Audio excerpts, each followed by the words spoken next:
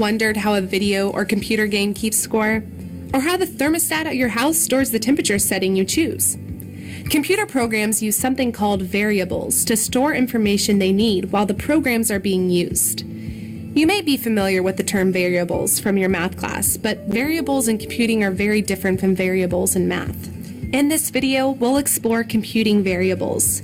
Computing variables are placeholders in the computer's memory that can temporarily store a value. Each variable has a name and a value. Think of a storage box that holds and stores papers, and each paper in the box contains information. A variable is like the storage box. It's a container that holds and stores information. The values inside a variable can change just like the contents of the box. Variables can hold different types of information, also known as the data type of a variable. For example, a variable can store a number data type or a text data type, also known as a string, or a logic data type, also known as a Boolean data type. Let's first explore the number data type variables. A good example to consider is how a game uses a variable to keep score. It's important to give your variables descriptive names so it's easy to understand what the variable is used for in your program. So let's call this variable score. It's best practice to initialize every variable that you plan to use in your program. To initialize means to set the starting value. Some games start players off with 3 lives, so 3 would be the initial variable value. Game scores usually begin at 0, so in our example, 0 is the initial value for this variable.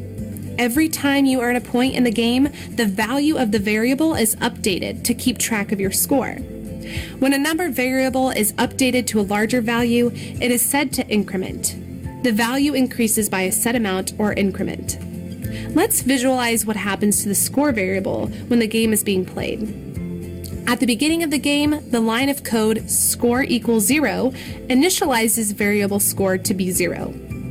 Whenever the player earns a point, the line of code score equals score plus 1 updates the variable score to be a new value. The new value is equal to the current value of score plus 1. The current value is 0, so the new value will be 1. If it continues to increment from the current value of 1, the new value will be 2. Number variables can also decrement or update to a lower value. For example, in a game, this might occur if the game takes points off your score whenever you run into an obstacle. Now let's consider an example of the text data type variable. Some games ask for the player's name before you can start.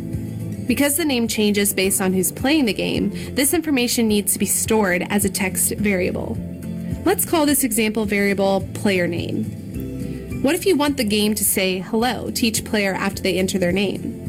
You can program the message to join the text stored in the player name variable with the string hello to say, "Hello, Raquel." Variables can hold a lot of useful information in a program. They make programs a lot more flexible and reusable. Now you know a little bit about variables.